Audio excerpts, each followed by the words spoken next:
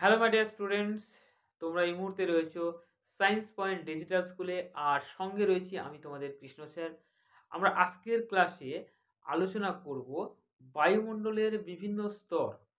আজকের ক্লাস থেকে তোমরা যে যে বিষয় সম্পর্কে অবগত হবে এবং যে সমস্ত বিষয়ে তোমরা দক্ষতা অর্জন করবে, সেই বিষয়গুলো হচ্ছে যে বায়ুমণ্ডলের মোট কটা স্তরে আমরা বায়ুমণ্ডলকে ভাগ করি, কোন স্তরকে ক্ষুব্ধমণ্ডল বলা হয়, কোন স্তরে উচ্চতা বাড়ার সঙ্গে সঙ্গে উষ্ণতার আহ, বৃদ্ধি হয়, কোন স্তরে উষ্ণতার হ্রাস হয়, কোন স্তরকে শান্ত মণ্ডল বলা হয়, কেন তাকে শান্ত মণ্ডল বলা হয়, বায়ুমণ্ডলের সব থেকে শীতলতম স্তর কোনটি, বায়ুমণ্ডলের কোন স্তরে মেরুজ্যোতি দেখা যায়, বায়ুমণ্ডলের কোন স্তরে বেতার তরঙ্গ প্রতিফলিত হয়। এরকম বিভিন্ন যে প্রশ্নগুলো তোমাদের এই চ্যাপ্টার বা এই অংশ থেকে আসে, আজকে ডিটেলসে তোমরা এই ক্লাসের মাধ্যমে সেটা জানতে পারবে এবং শিখতে পারবে। তো চলো প্রথমেই আমরা দেখব যে বায়ুমণ্ডলকে মোট কটা স্তরে ভাগ করা হয় এবং সেটা কি কি। তো আমরা প্রথমেই এই বিষয়টা আলোচনা করে নিই। বায়ুমণ্ডলের বিভিন্ন স্তর সম্পর্কে আমরা আলোচনা করছি।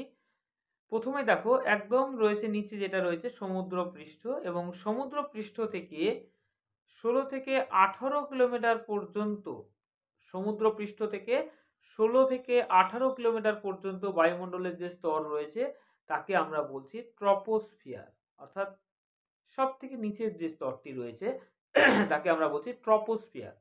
এবং ঠিক তারপরেই, অর্থাৎ 18 থেকে 45 কিলোমিটারের মধ্যে বায়ুমণ্ডলের যে স্তরটি রয়েছে, মানে ভূপৃষ্ঠ থেকে যদি আমরা ধরি 45 কিলোমিটারের মধ্যে বায়ুমণ্ডলের যে স্তর রয়েছে তার নাম হলো স্ট্র্যাটোস্ফিয়ার।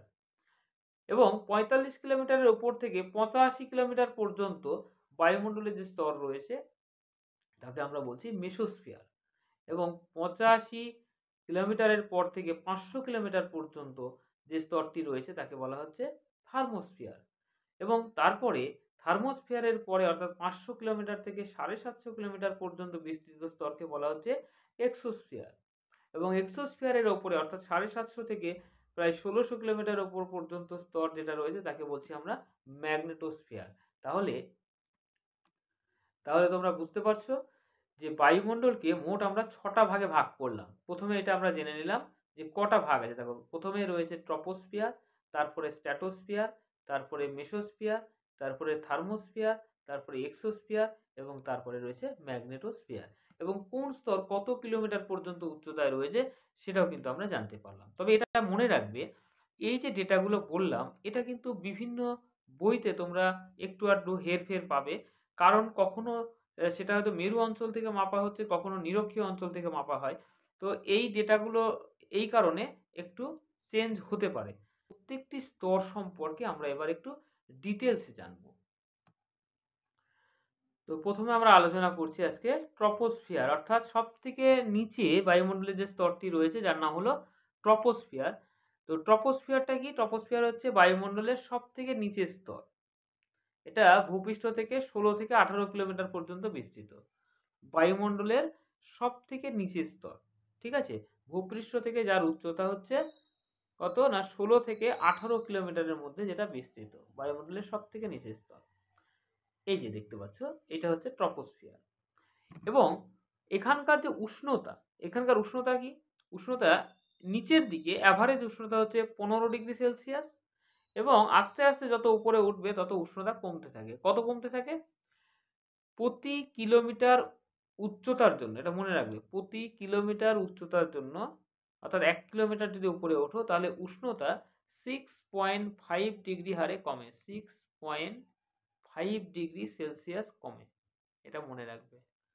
অর্থাৎ 1 কিলোমিটার তুমি যদি উপরে ওঠো তাহলে বায়ুমণ্ডলের তাপমাত্রা কমবে, মানে ট্রপোস্ফিয়ারের কথা বলছি, 6.5 ডিগ্রি সেলসিয়াস। এটা কিন্তু বিভিন্ন সময় পরীক্ষাতে কিন্তু শর্ট কোশ্চেন আসে।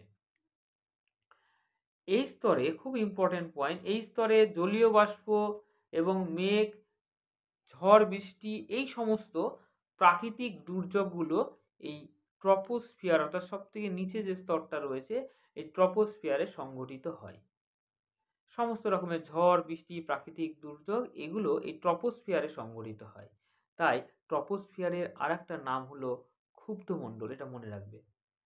তাহলে কোন স্তরকে আমরা ক্ষুব্ধমণ্ডল বলছি? ট্রপোস্ফিয়ারকে। কেন বলা হচ্ছে? কারণ ট্রপোস্ফিয়ারে বায়ুমণ্ডলের যে সমস্ত প্রাকৃতিক দুর্যোগগুলো সংঘটিত হয়, ঝড় বৃষ্টি বলো বা এই ধরনের যে বজ্রপাত, এই সমস্ত প্রাকৃতিক দুর্যোগগুলো ট্রপোস্ফিয়ারে হয়, তাই এটাকে বলা হচ্ছে ক্ষুব্ধমণ্ডল। এরপরে এই ট্রপোস্ফিয়ারের একদম সর্বোচ্চ যে সীমানা, ট্রপোস্ফিয়ারের সর্বোচ্চ সীমানা এই দেখো, একদম সর্বোচ্চ যে লাইন, বর্ডার লাইন, যেখান মানে যার পর থেকে আবার পরের স্তর অর্থাৎ স্ট্র্যাটোস্ফিয়ার শুরু হচ্ছে, এই বর্ডার লাইনটাকে অর্থাৎ ট্রপোস্ফিয়ারের সর্বোচ্চ সীমানাটাকে বলা হচ্ছে ট্রপোপজ। কি বলা হচ্ছে?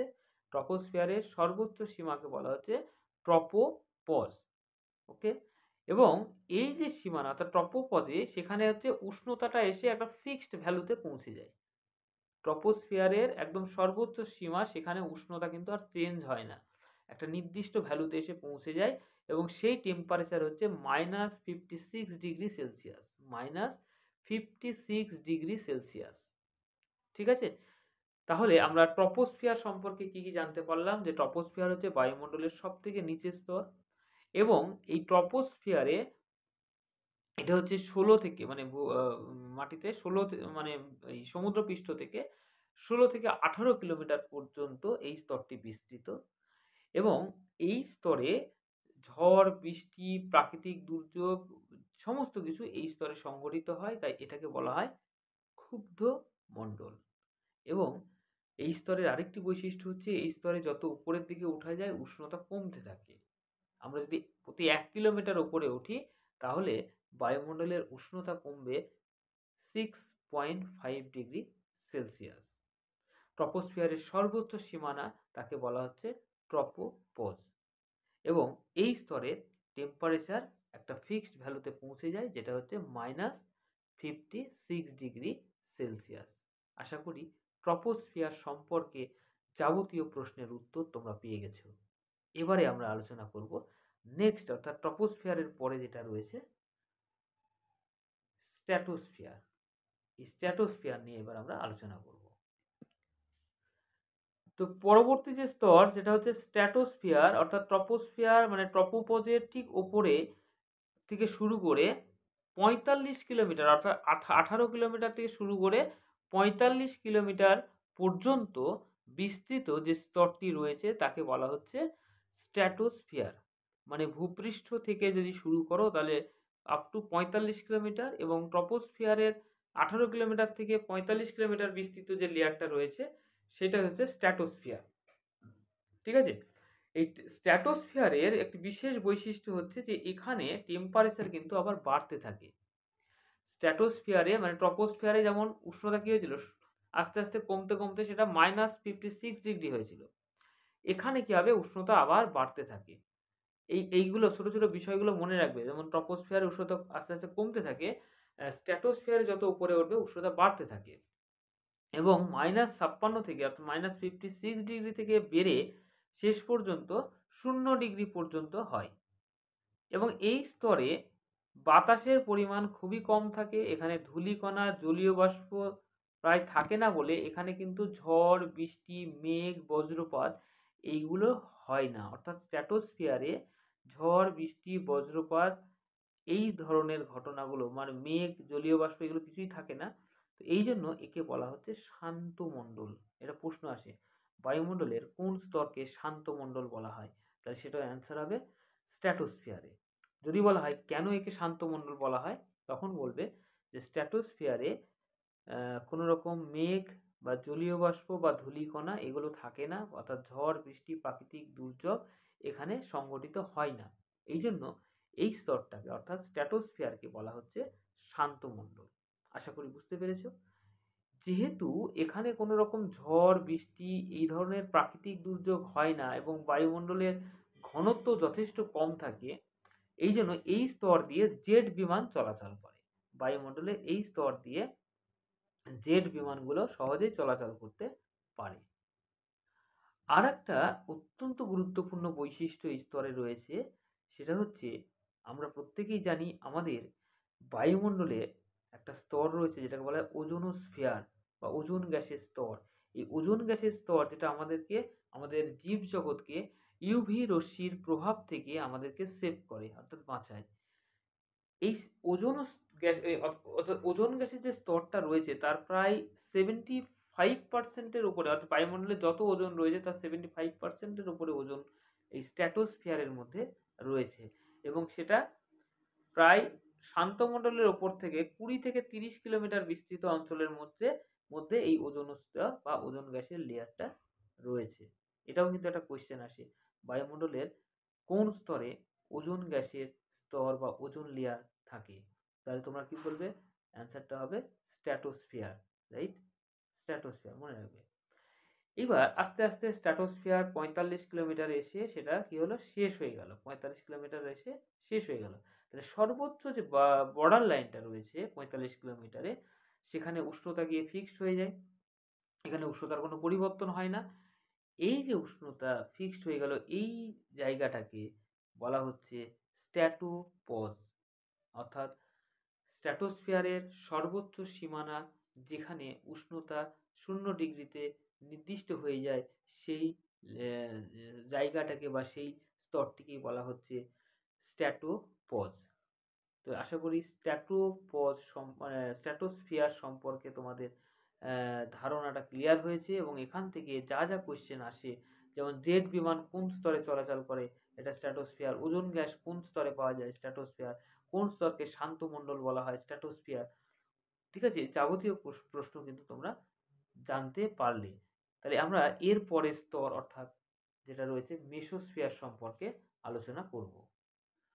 তো এবারে আমরা দেখব মেসোস্ফিয়ার। মেসোস্ফিয়ারটা হচ্ছে স্ট্র্যাটোস্ফিয়ারের ঠিক ওপরে, দেখো স্ট্র্যাটোস্ফিয়ার তার ঠিক ওপরে, অর্থাৎ 45 থেকে 85 কিলোমিটার পর্যন্ত বিস্তৃত যে স্তরটি রয়েছে ভূপৃষ্ঠ থেকে, ভূপৃষ্ঠের ওপরে 45 থেকে 85 কিলোমিটার পর্যন্ত বিস্তৃত যে স্তরটি রয়েছে তাকে আমরা বলছি মেসোস্ফিয়ার। ঠিক আছে, তাহলে এবার এই যে মেসোস্ফিয়ারে যে বিশেষ বিশেষ বৈশিষ্ট্যগুলো আছে তার মধ্যে 1 নাম্বার গুরুত্বপূর্ণ বৈশিষ্ট্য হচ্ছে, সেটা হচ্ছে এখানে টেম্পারেচারটা কিন্তু আবার কমতে থাকে।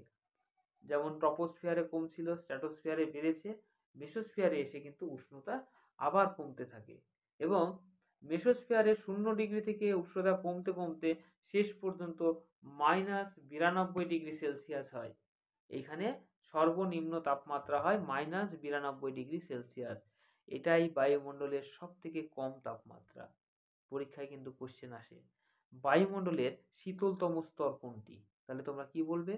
মেসোস্ফিয়ার। বায়ুমণ্ডলের শীতলতম স্তরটি হলো মেসোস্ফিয়ার। এখানে বায়ুমণ্ডলের তাপমাত্রা সব থেকে কম, এবং তার ভ্যালু কত? -92 ডিগ্রি সেলসিয়াস। এবং এখানে আমরা এরপরে যদি দেখি যে মেসোস্ফিয়ারের এই যে 85 কিলোমিটারে গিয়ে মেসোস্ফিয়ার শেষ হয়ে গেল, অর্থাৎ সর্বোচ্চ যে সীমা যেখানে উষ্ণতা হচ্ছে -92 ডিগ্রি সেলসিয়াস, এইখানে কিন্তু উষ্ণতার আর পরিবর্তন হয় না। ওই একটা লেয়ার যাকে আমরা বলছি মেসোপজ, অর্থাৎ মেসোস্ফিয়ারের সর্বোচ্চ সীমানা যেখানে উষ্ণতার পরিবর্তন হয় না, সেই স্তরটিকে বলা হচ্ছে মেসোপজ।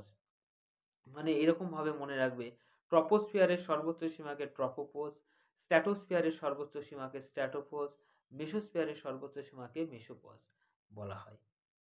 আমরা মেসোস্ফিয়ারের উপরে যে স্তরটি রয়েছে এবার সেটা নিয়ে আলোচনা করব, সেটা হচ্ছে থার্মোস্ফিয়ার। এখান থেকে বেশ কিছু গুরুত্বপূর্ণ প্রশ্ন তোমাদের আসে। প্রথমে আসছি, থার্মোস্ফিয়ারটা কতটা উচ্চতা পর্যন্ত রয়েছে বায়ুমণ্ডলে, অর্থাৎ ভূপৃষ্ঠ থেকে যদি দেখো, ভূপৃষ্ঠ থেকে 85 থেকে 500 কিলোমিটারের মধ্যে রয়েছে থার্মোস্ফিয়ার, অর্থাৎ 85 কিলোমিটার পর্যন্ত রয়েছে মেসোস্ফিয়ার, এবং তারপর থেকে 500 কিলোমিটার পর্যন্ত যে বায়ুমণ্ডলের লেয়ারটা রয়েছে, এই যে গ্যাপটা, এটাকে বলা হচ্ছে থার্মোস্ফিয়ার। এখানে আমরা যে গুরুত্বপূর্ণ বৈশিষ্ট্যগুলো দেখব, থার্মোস্ফিয়ারে এসে বায়ুমণ্ডলের তাপমাত্রা কিন্তু আবার বাড়তে থাকে। মেসোস্ফিয়ারে সর্বনিম্ন 92 ডিগ্রি হয়েছে, এরপরে এখানে কিন্তু 92 থেকে শুরু করে বাড়তে বাড়তে 1200 ডিগ্রি সেলসিয়াস উষ্ণতা হয়ে যায়। অর্থাৎ থার্মোস্ফিয়ারে এসে তাপমাত্রা বাড়তে থাকে, এবং এই যে এত তাপমাত্রা 1200 ডিগ্রি সেলসিয়াস, এই তাপমাত্রাতে এখানে সমস্ত গ্যাসীয় উপাদানগুলি আয়নিত অবস্থায় থাকে। এখানে সমস্ত গ্যাসীয় উপাদানগুলো আয়নিত অবস্থায় থাকে। আর এই জন্যই থার্মোস্ফিয়ারের আরও একটা নাম আছে, একে বলা হয় আয়ন মণ্ডল বা আয়নোস্ফিয়ার।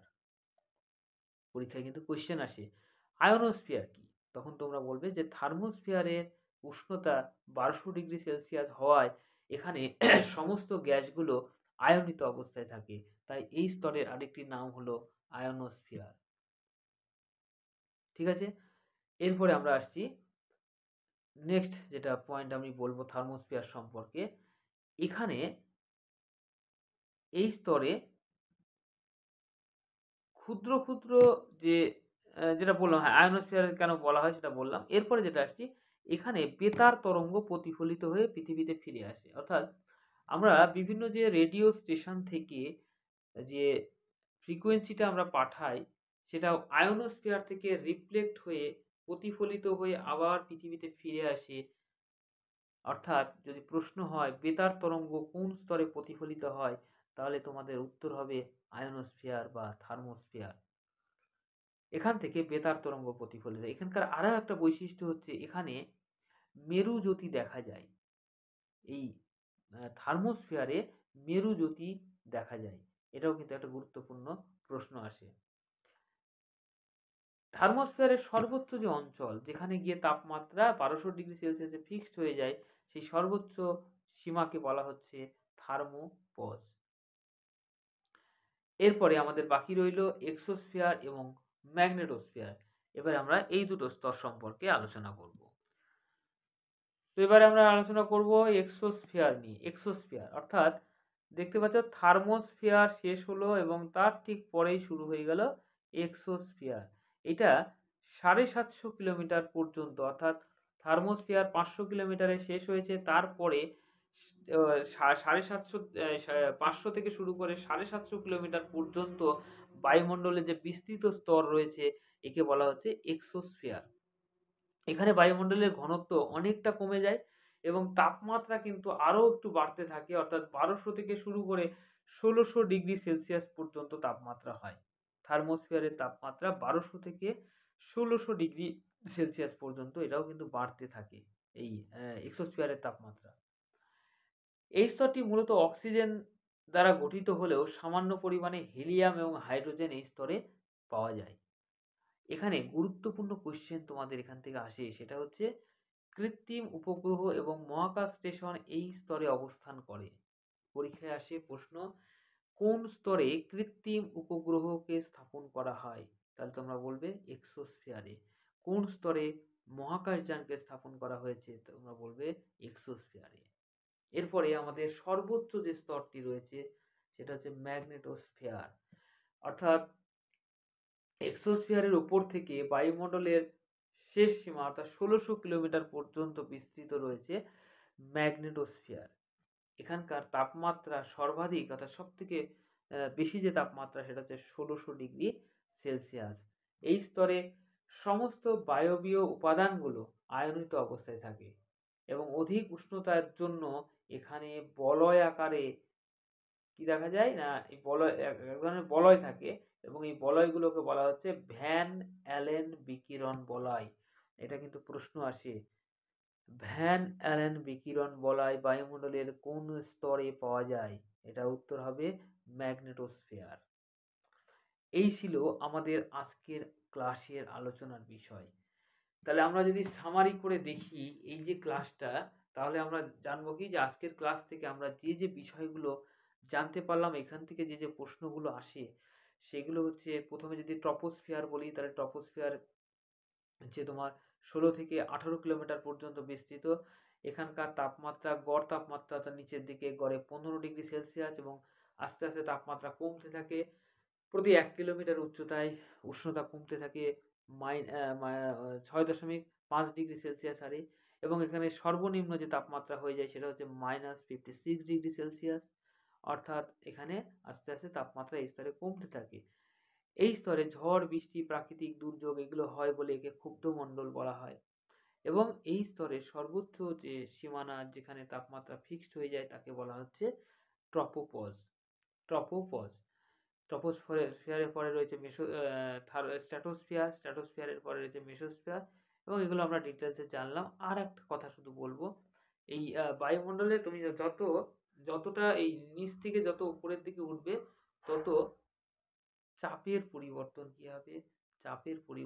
চাপ আস্তে আস্তে কমতে থাকবে। যত উপরের দিকে উঠবে চাপ কমতে থাকবে। কিন্তু উষ্ণতার কিন্তু বিভিন্ন স্তরে পরিবর্তন আমরা বিভিন্ন রকম দেখেছি। তো যাই হোক, ক্লাসটা আশা করি তোমাদের ভালো লেগেছে। এরপরে আমরা পরের টপিকটা, অর্থাৎ এই চ্যাপ্টারেরই ঠিক পরের টপিক নিয়ে আলোচনা করব। তোমাদের ক্লাসটি যদি ভালো লেগে থাকে আর এই ধরনের ক্লাস যদি আরও আপডেট পেতে চাও, তাহলে অবশ্যই চ্যানেলটি সাবস্ক্রাইব করে রাখো, আর ভিডিওতে একটি লাইক দাও, এবং তোমাদের কোনো প্রশ্ন থাকলে কমেন্টে অবশ্যই লিখে দিও।